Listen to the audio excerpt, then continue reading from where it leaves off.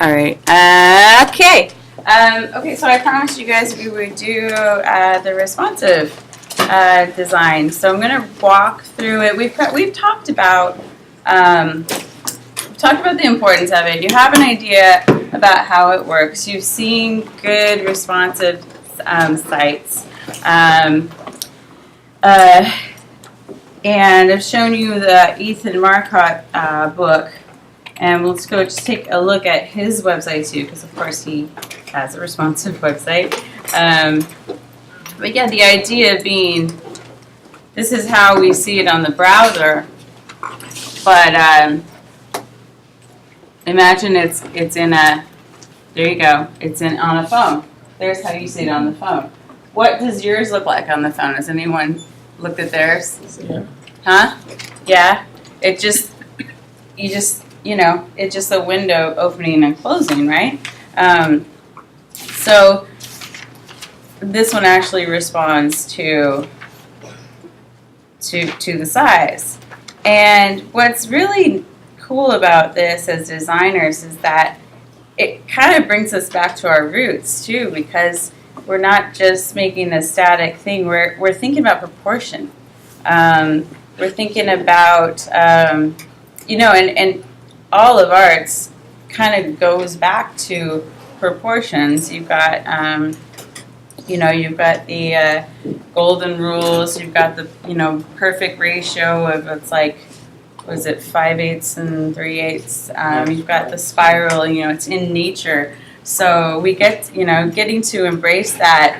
It's a great way to think about design, and it kind of brings us back to really good composition. It's kind of exciting what people are doing. It's actually, just kind of makes design a bit more pure and exciting, and really thinking about the people viewing it.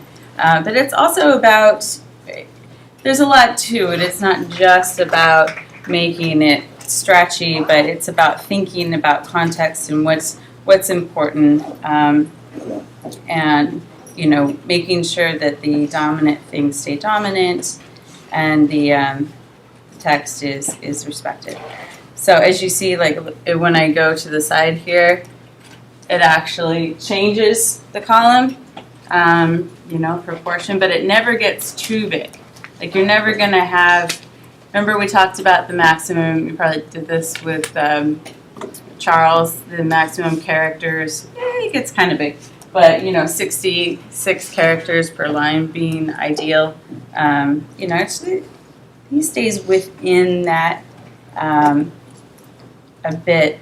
So let me switch over to my machine to go through an example of how you do this. And yes, there's math. It's really, really easy. I use a calculator, and I just copy and paste from the calculator right into the code. It's really, can you divide? You guys you get division. That's it. That's all you have to do. So let me pull up, here we go. So I've made two. Switch your computer. Oh yeah, thank you. You're just gonna listen to me. Imagine there's code on the screen. Hold on.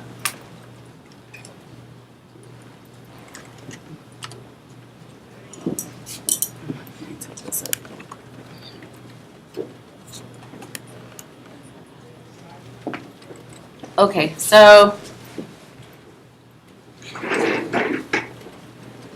we've got, okay, so I created two, where is it?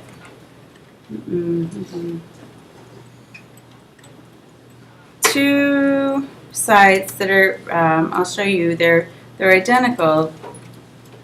One's hard-coded with pixels and the other one is responsive, but I'll show you first.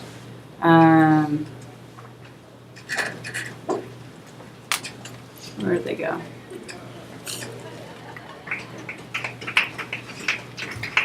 Okay,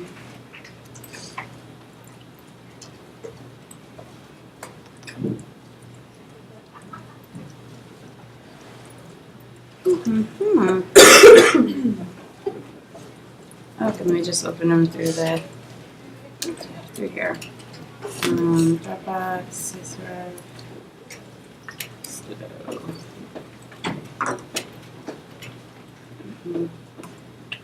Versus GD50. Okay, responsive. So pixel layout.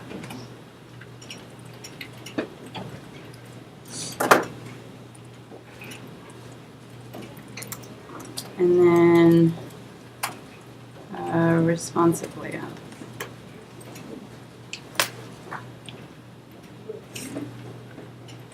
I should have that title. Okay, so there's a layout that's just hard-coded with pixels, like we've done. And then here is the same thing but responsive. Let's see if I can get them to match perfectly.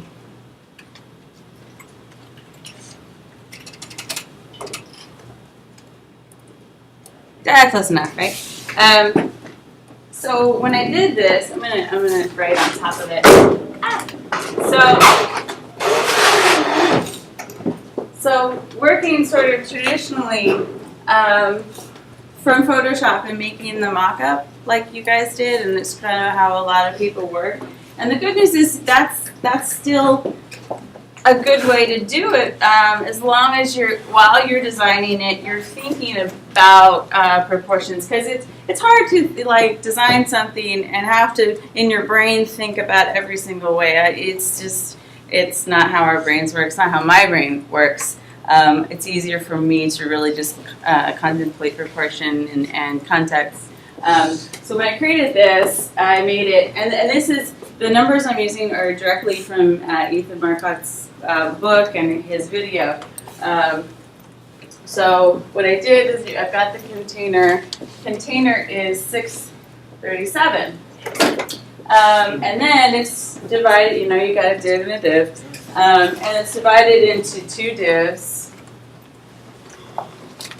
I called that one, I called it meta because it's information about the data, or he called it meta. I thought that was a good idea.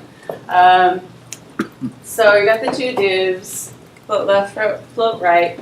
This one is 204, and then this one is 420. Okay, so instead of hard coding it, here's what I'm going to do. The decision is made to make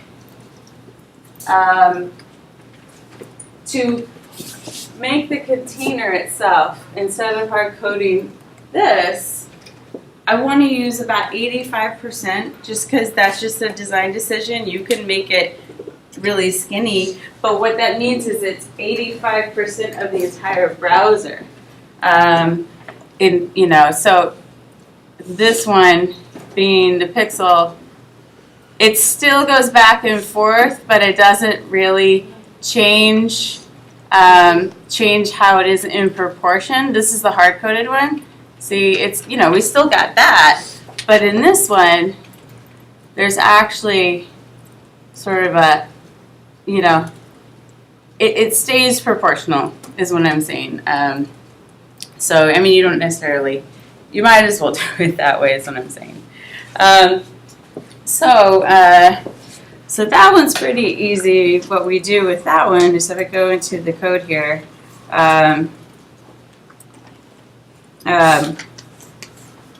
next one is responsive. It's, where is it? It would be in the responsive CSS. I'm working in the CSS. So I'm using here 0.875M. It's kind of like, kind of like using percentages. Notice I'm using M's for the font as well, instead of hard coding. So it's about deciding, remember how that works. And, the M, the standard M is like the letter M basically.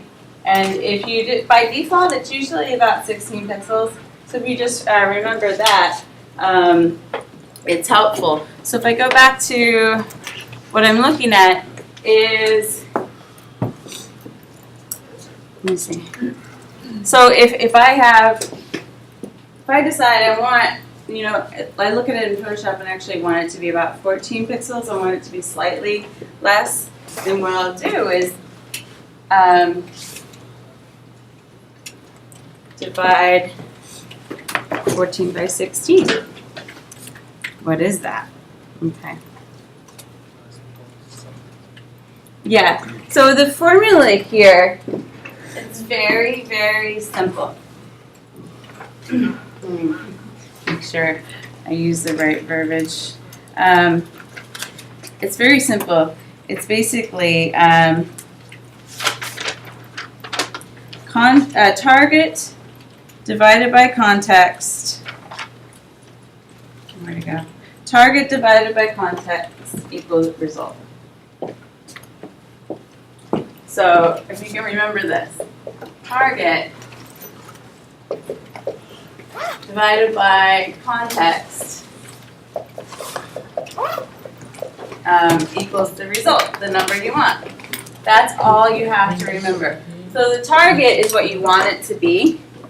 The context is wherever it is. So if it's 16, if it's 24, you don't know because it might be a small screen. Someone might have increased it. So it's target divided by context equals result. So if I want it to be 14%, it's target 14 divided by 16 equals 0.85. Copy and paste that number to your code. Use an M. That's it. That's all you do.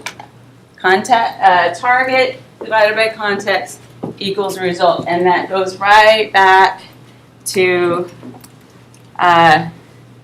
This goes right back here. Okay. So target context equals result. So what's 204? 204 divided by 637 equals that. So this now I know is basically 32% of the whole thing. Because I want to know how the proportion between here and here. Even though this is like kind of an arbitrary number, I chose 85%, so it's not going to be 637, but my design is, and that's what you're going to think about. It's not so much the browser you're worried about, but you want to make sure your design stays within the proportions you chose so that they're still pleasing. And that's about it. I mean, so you just copy and paste that, and I copy and paste the whole thing. You know, why not? Why not be as precise as possible? You could bump it down to 32 or something like that if you want. So I'll go into the code and show you how it looks. Container meta 25.7. I don't know how I did that. Probably margins. I was probably including margins. Container width 75%. You got there, and you just use the percent sign. That's it. Same thing here, the main article. My main article is 72. But there's one more thing we want to remember, though. It's important to keep in mind.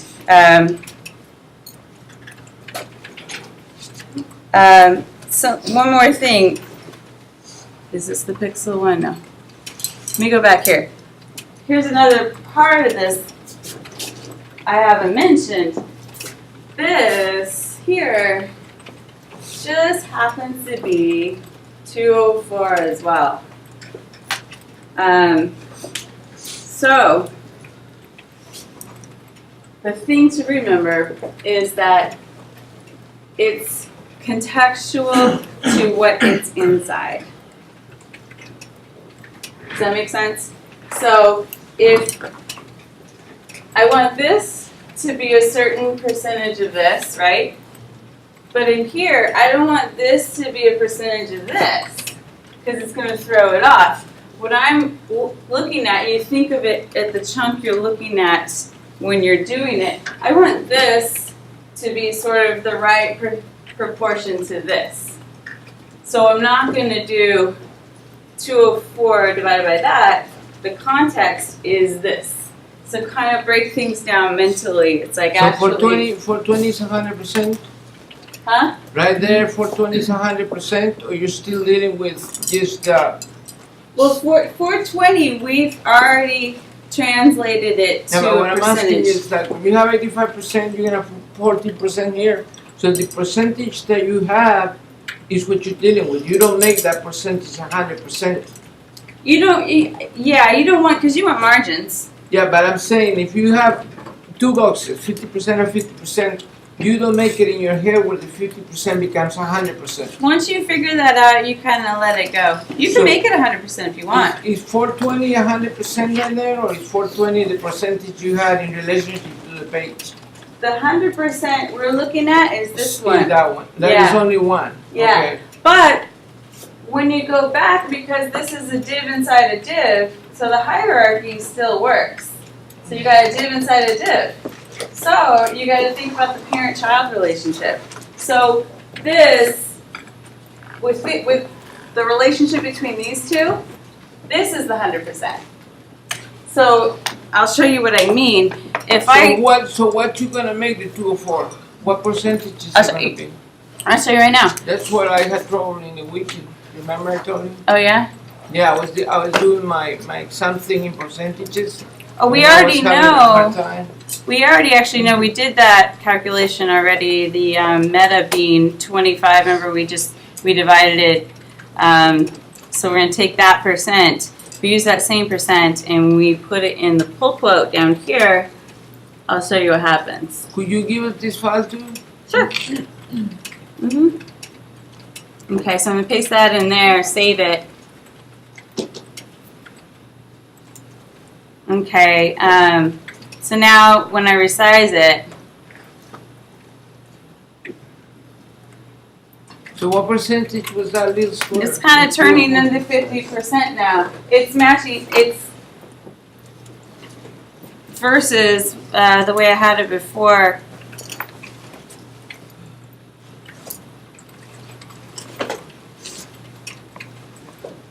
Okay, hold on.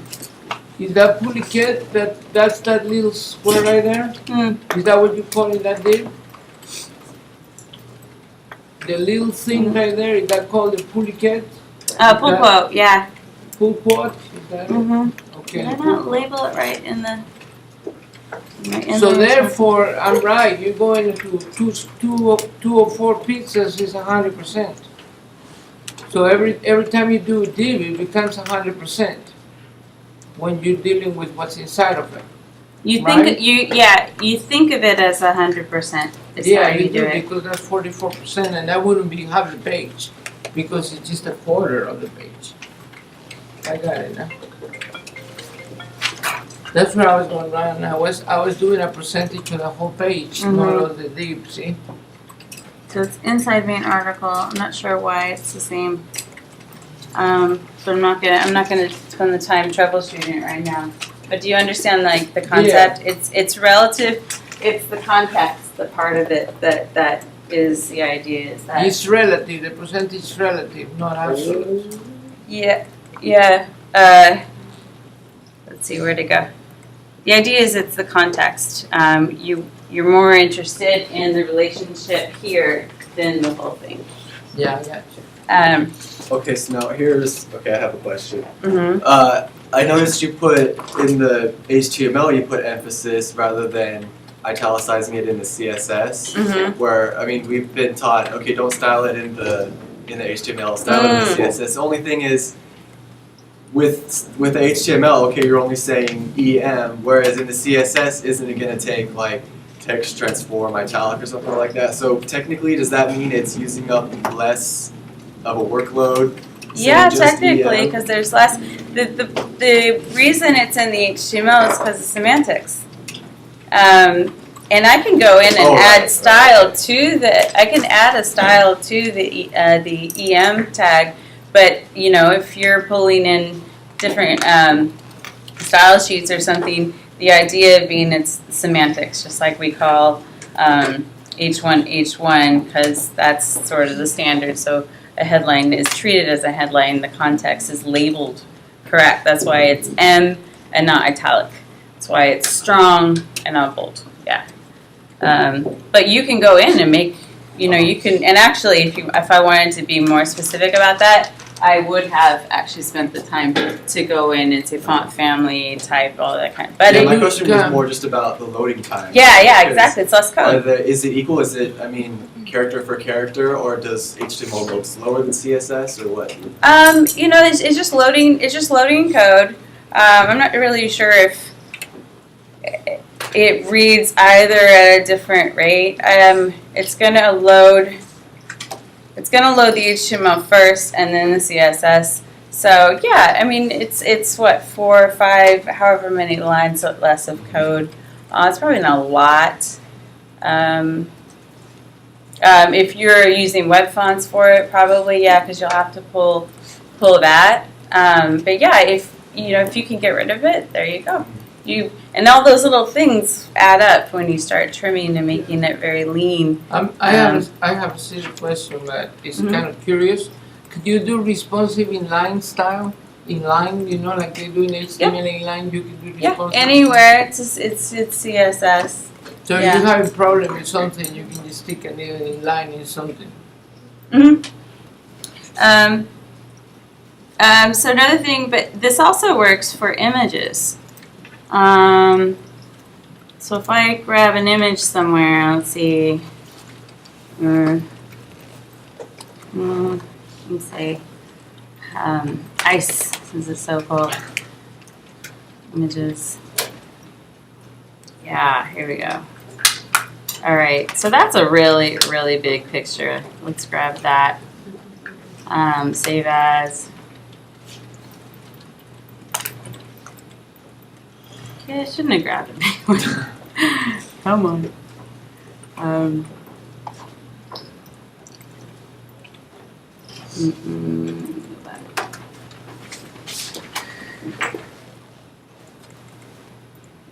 Okay, Arctic. Oh, that's a long word. We're not doing that. Okay, bear. Save. Okay, if I go over in here, let's say instead of, well, let me I'll just throw it in. Image source equals bear.jpg done. Oops. There we go. Save. Responsive. The right one, yeah. Load. Okay. Now, yeah, it's outside the div. So it's got an overload problem because it's inside the container, so it's cutting it off. If I put, so it's, because it's overload hidden I have in there. Let me see if I can take that out and you'll see how it would work if there wasn't overload hidden. Everyone, it should go all the way over. Okay, yeah. So now you get these icky horizontal bars, right? Now, let me add a percentage. So let's say instead of that, I'm going to make an image tag here. Here, image. So all my images will be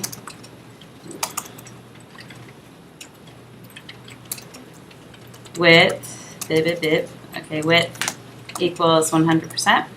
So it's going to be 100% contextually to its containing element, which is just the main container, I think.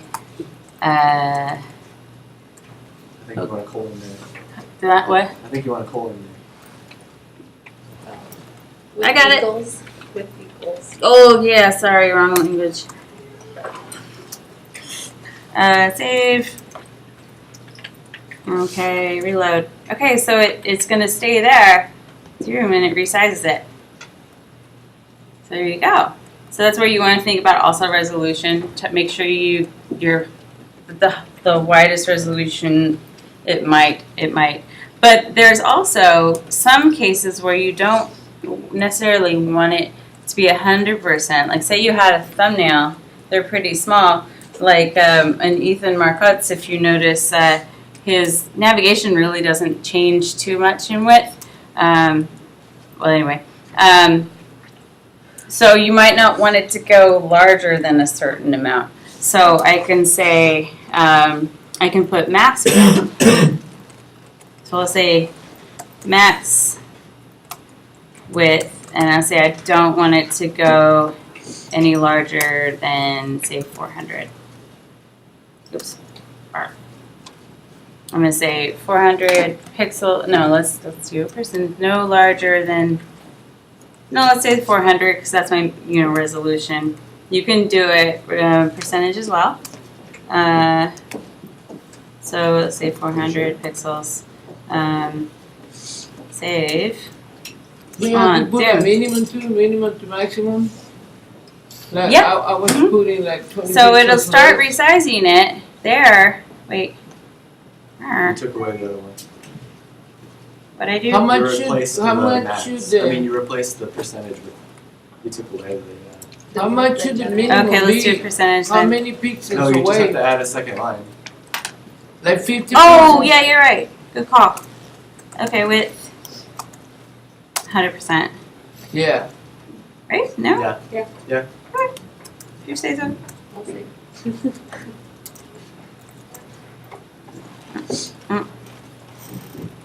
Mm-mm. Yeah. Image. Oh, did it? Oh. You wanted the whole page. Oh, yeah, there you go. Yeah, good job. Yeah, I didn't tell it to be responsive. That's right. So anyway, that's something to think about. That's a real good example of context. You have know, you want to tell it make be sure that responsive. something doesn't get too big or doesn't get too small, because you wouldn't want your logo to get too small. You know, you want to set a minimum to it. The logo especially, you know. So you play with the maximum and minimum there. Now, How come it's not growing when you go out? I said don't Because grow. you said maximum of 400. Yeah, so it's going to stop when it gets to 100. So it's growing now, and then when it gets to 400, it stops. So you could put So if you're you doing could put like minimum 800 and maximum 1,000, so that it Yeah. fills out. yeah, you don't want it to go smaller than that. Yeah, you can totally set a field for it. So if you're doing something that's like a photo portfolio with a whole bunch of pictures together, yeah, you probably want to control that. You don't want them to get super tiny. What is the we need to find out what's the minimum size for a mobile thing, so that we don't make it smaller than that. Right. You got to think Right. about all those. But then there's so many different sizes for mobile, and that's why I say start out with just the, The basic. the basics, and because that'll give you a sense of what's important, the Give me that context. file so I can fit my Okay, file yeah, as well. I will. I'll put it in the Thank you. So there's other factors that I'm not going to get totally into, but I want to expose you to them. So let's see. What's another? Let's see. Great responsive designs websites. Some of these will be. Because sometimes you got those columns, and if you just say 30%, 40%, when you get down, they're going to be like this big. You know, you're going to have like one word. So you kind of want it to respond, you know, again, textually. Let me find one that has. Oh, this might be a good one. Same thing with if you do have pictures, you don't want them to get so tiny, and if you put the minimum, then it's going to mess it all up. So let's see if this one does what I'm thinking about. See how it pops down? Okay, it's actually not resizing them, but it's reorganizing the order. So it pops that down, and as I get down, it's whoever did this thought about mobile and probably may have started with what's the minimum I want the mobile to be, and then use that first. you know, you can look all these up. You can find templates for all this stuff. You can find, I just opened it up. You can find, you know, like when we did the grid system, it's basically taking that grid idea. So you can find, let's see, responsive, or so let's say CSS, responsive CSS framework, something like that. Responsive CSS framework, and then you can go in Gumby. That's fun. You can go in and not that one. Get code for that too. Pure CSS. Just sort of these modules that you can work with.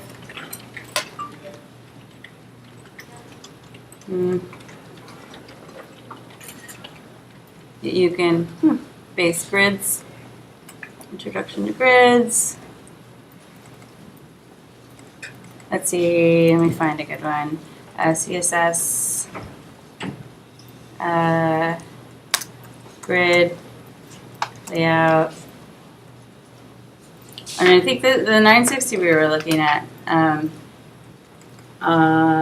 should custom CSS generator. Here we go. Let's see if it's doing that. Nope, that one doesn't do it. Pixels. So it's, yeah, it's stuck with pixels. So let's see, CSS. How do you equal Responsive. 960 to 100%? You can you do that? So that it is responsive? Responsive, Like good. assign the 100% is 960? So that you respond to the grid? Let's see. Hold on a second.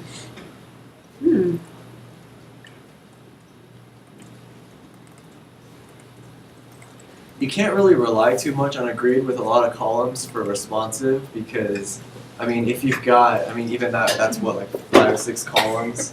Mm-hmm. When you size that down, those columns are going to be so tiny. Well, that's what I'm trying to find because, like the T-shirts that kept bumping down, it'll basically it's like a media.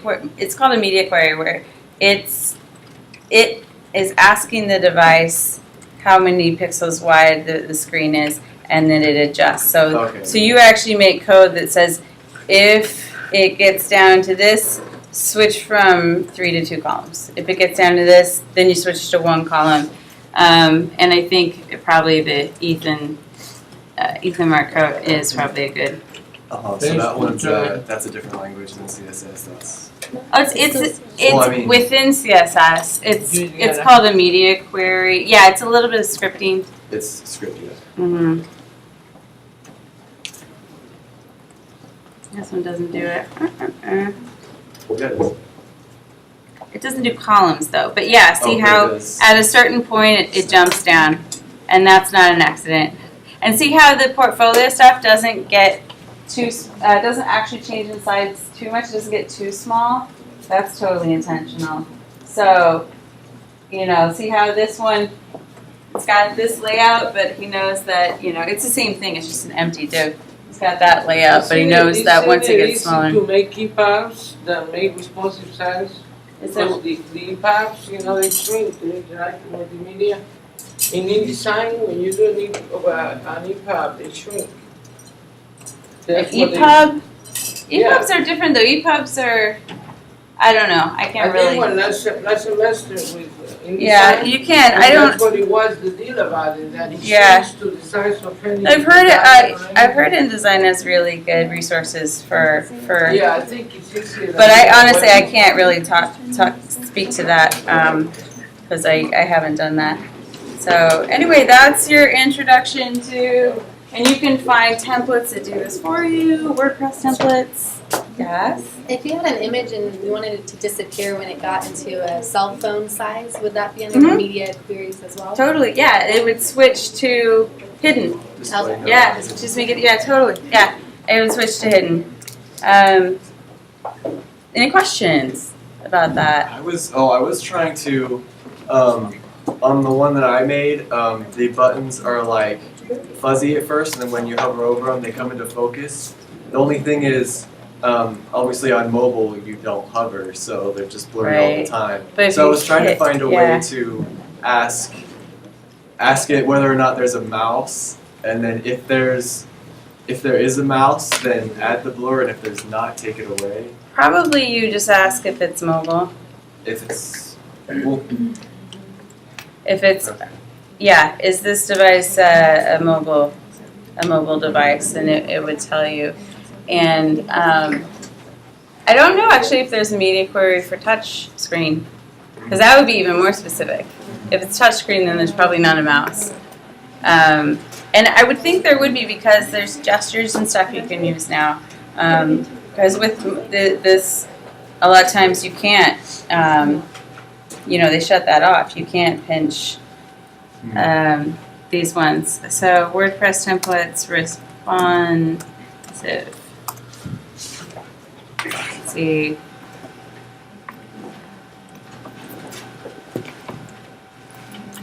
Let's take a look.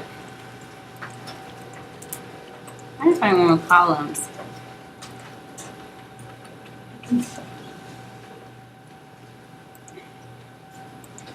Let's try this one. Live demo. So this one's supposed to be responsive, I suppose. Let's see. It is. So there's templates you can get into, and that's pretty cool because someone has spent a lot of time doing that stuff. And then make it your own. Yeah. How's about that? You confused? Kind of makes sense at least, even if you don't do the code yourself, you kind of get it. Okay. Let's take a break, and then we're going to talk about the next requested topic is a little bit scripting. And I'm not going to get really into code with scripting, but kind of help you understand the relationships, what's between HTML, CSS, and JavaScript, and jQuery, and how they're all related, and when to You use did a what. good job, Rusty. Thank you. I understand it now. Good. From all that you taught in class, Yeah, it was a locus pocus when we started, but I know Mhm. now. So good. I learned what you were wanting to do. Do you guys think it would have been easier to learn responsive from the beginning? No.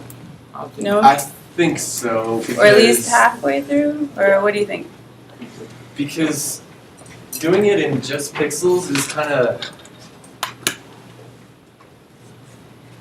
I don't know, I want to say old-fashioned and limiting. Yeah. Because when you do that, it feels like you kind of get into the same routine every time. Like, Yeah. okay, I know I'm just gonna always make it 960 or whatever, and then okay, so that means my logo is Yeah. always this big, and it's like you make the same website over and over and over again when it's like that. I'm thinking that too because I think when you start, it changes how you design. It changes, and it all goes back to the article from the very beginning of the semester, the Tao of Web Design, about thinking about the medium as what it really is instead of when you do pixels, you're kind of still thinking print, Yeah.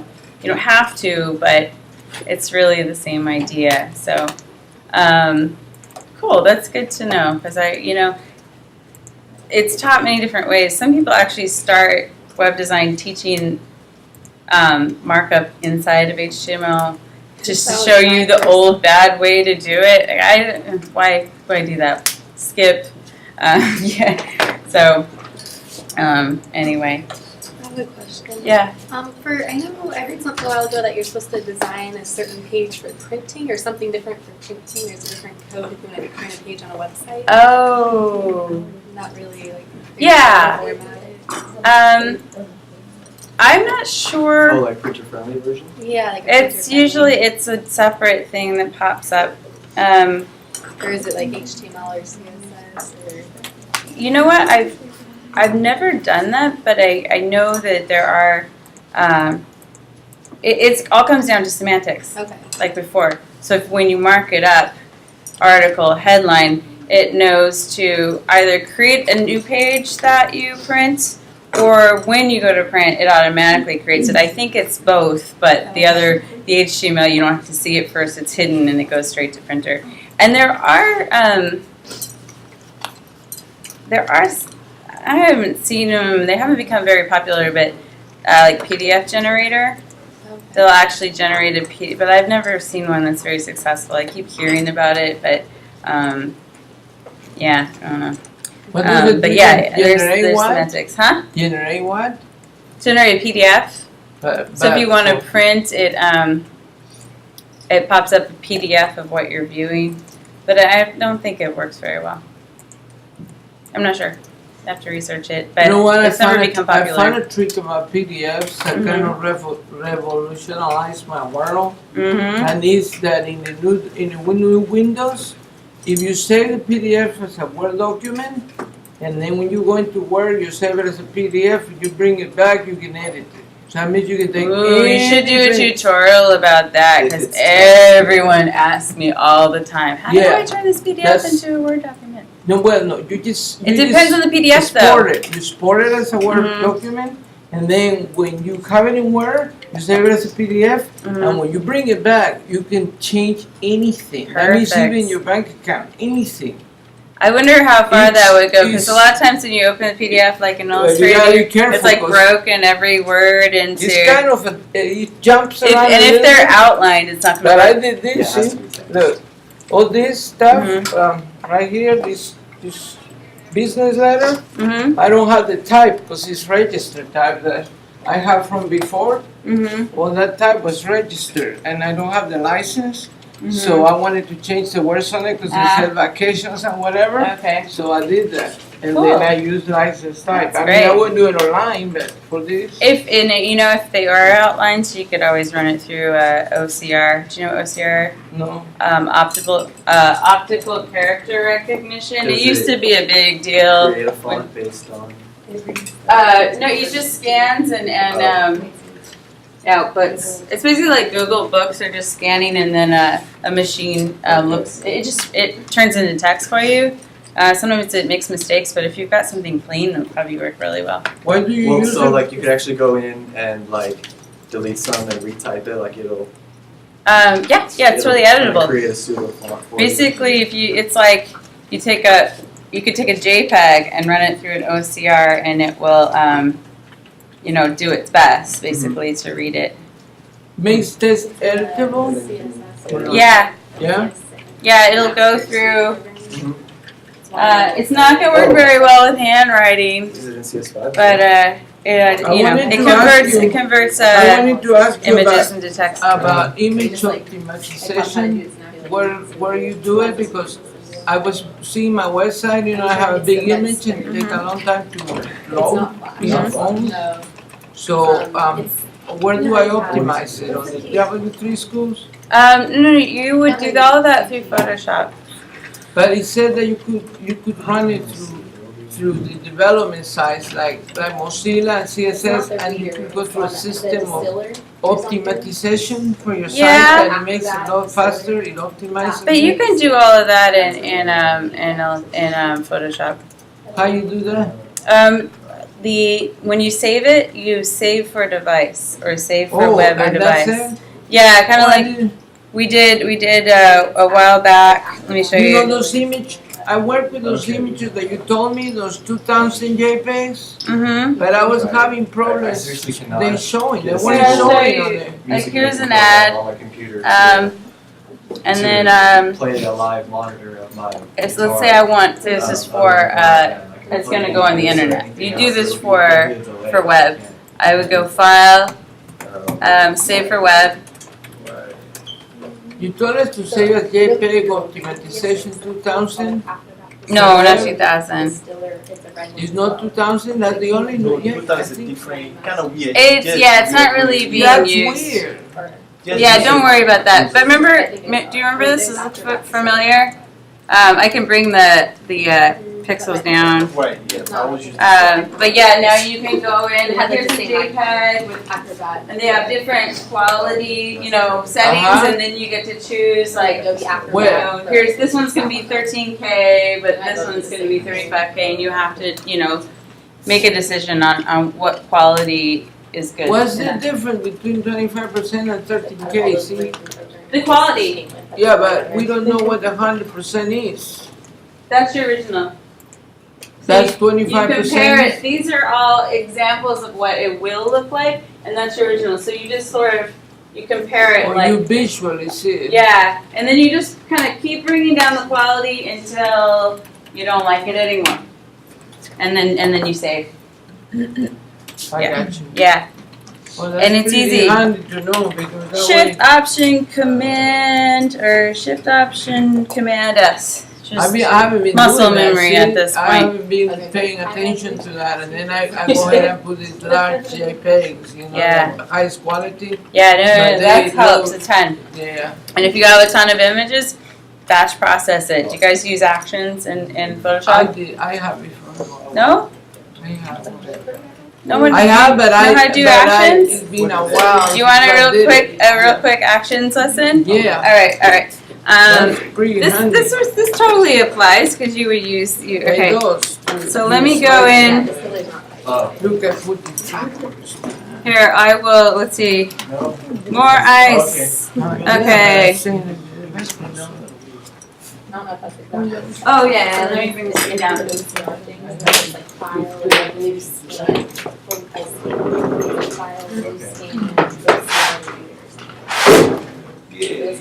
You're right. You tug it to the side. That's right. Ice. How did I get that? How did I get immigration? Oh, ICE. No. Images.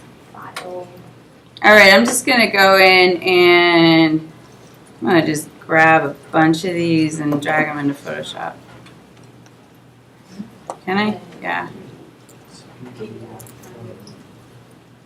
Oh wait, no, that's not what I do. Okay, so I want this. I usually do PDF. Save as. And then there's an option to do it to make it into Let's not do this. So maybe when you get permission, Actions. Okay, save. Let's grab another one.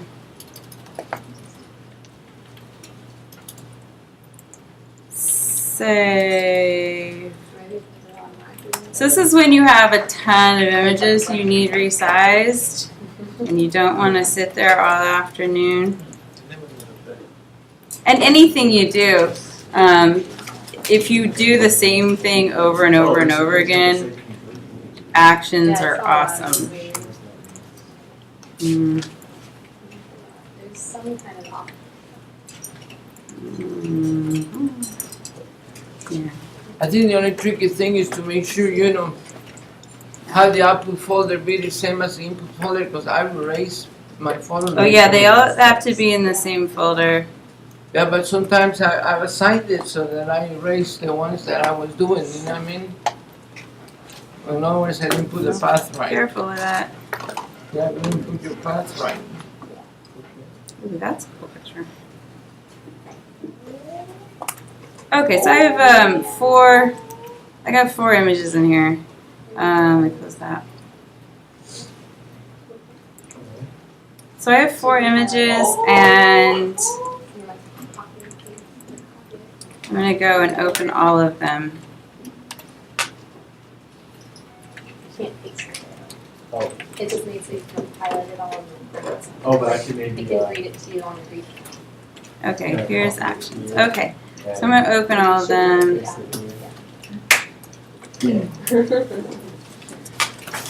If anyone wants to know what I want for Christmas, it's a solid state hard drive. Thanks. Solid what? Portable one?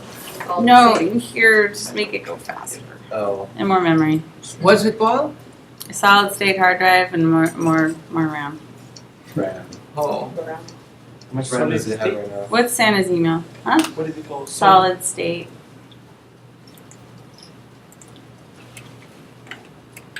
Santa has an email, right? I've heard that. Yeah.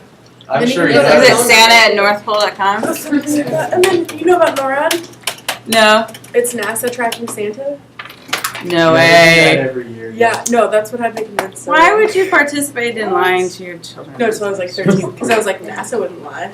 It's NASA. Right. That's too funny. That- No, check it out. It's That's pretty That's intense. kind of Also, messed Aaron up. Carter That was is on it, kind of so messed up. I clearly Okay. believed it. So, Aaron Carter is says, your- so it must be true. I was also gonna ask, is your theory about the JPEG 2000 also true? Like, Yeah, you don't Would it really see it used so much. but is that just because it doesn't work, or just because people are lazy? I don't know if it doesn't work or it might be. I would guess, but I don't know. I bet it's a browser issue. That Yeah, they it's a don't. browser. They don't It treat doesn't it. show up. They don't treat it the same. Like IE probably treats it differently. It's almost always a browser. Yeah, issue. it don't show up in some browsers. Yeah. So it's probably Annoying. not reliable. Okay, so those of you who are interested in You actions, probably have to put some code for each browser, you know, in the beginning. this is your actions panel, and then just like I've made a few of my own, and it's basically just one function, like sepia toning. If you just like had 100 images you had to convert to sepia, you would just make an action, and it's basically just recording all the steps and making, just do the same thing for all these files. So first thing you do is you're gonna start a new action. So you create a new action just like you would with the layer, and it's gonna ask you to name it. So I'm gonna say, I usually give it a very specific name. So resize, resize 200 wide, and you can give them shortcut ones. It's really helpful because then you just can sit there and go. Oh, nice. So if you've got a bunch of stuff that you need to make web. Yeah, you make your own shortcut key. I'm gonna skip that because my F's don't work on here. It's annoying. You give it a function key? No. But you could.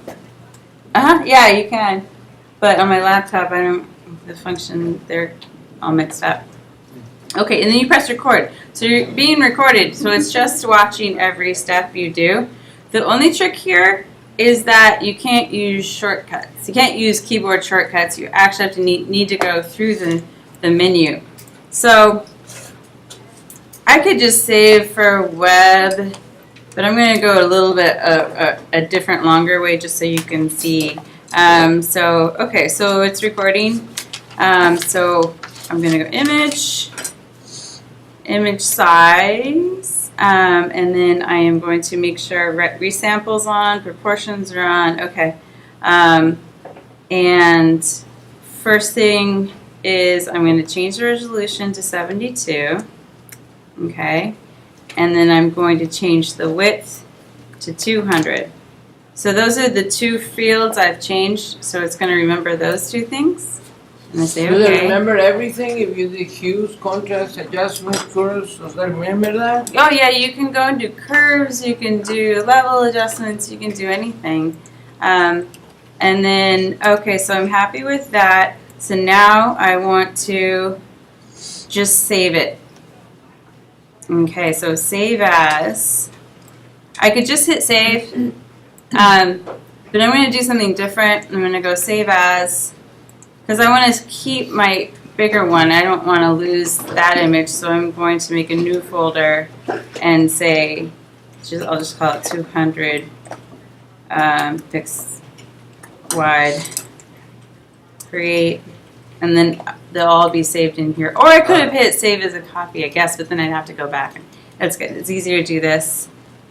So now it will save all the future files in that folder.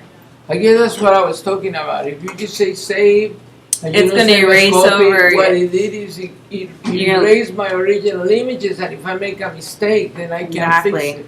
I was gonna say, is there a function to like save it as a copy and then have it keep the original name and then just add on like 200 to the? If I did hit copy, it would probably add the word copy to the name at the end. Then usually, if you do save as a copy, it adds copy at the end of the name. So you can do that. And yeah, there is a function here where you can actually have it iterate and add a number to each one. So you can always look at it. And I can set the quality. I'm going to stick with that. Okay. And then now I just want it to close. So I go close, done, and then hit stop. So now you can see, here's all the things I've recorded. I've changed the image size, I've saved it, and then I've closed it. And if you pop these down, it'll show you exactly what you've done, you know, all the parameters. And then if you want to, say for example, you have a whole bunch of things to do, but when you save it, you want to actually enter a different name yourself. If you hit this thing right there, once it gets to save, it'll stop and wait for input. Otherwise, it'll just continue on. So now what I do is, I got this image here, play, done, play, done. Yeah. I'm done. Wow. Going to lunch. So you can look at it in here.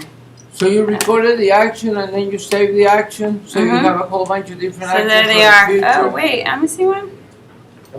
What just happened? I'm missing one. You hasn't done it. That's weird. I don't know. Maybe it didn't open. Well, anyway, you get the idea. Yeah. It's tricky. Okay, let's take a break, and then we'll talk about the. Yeah. Oh boy.